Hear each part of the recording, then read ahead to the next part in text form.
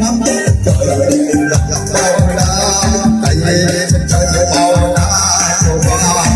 đầu chuyện về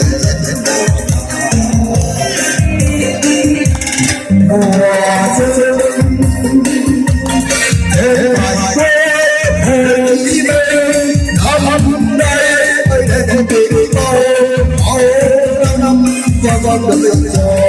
mà mỗi những đêm ba niềm vui như hân hoan ta ba người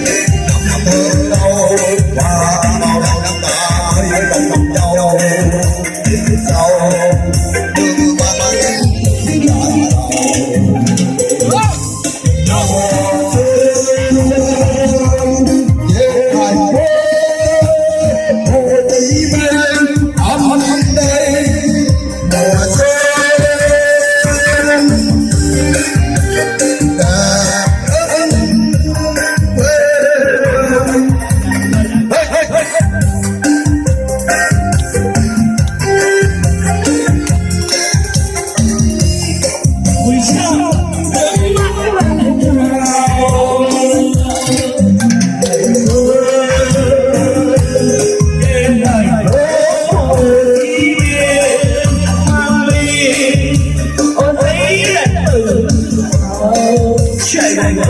xa nước dân chào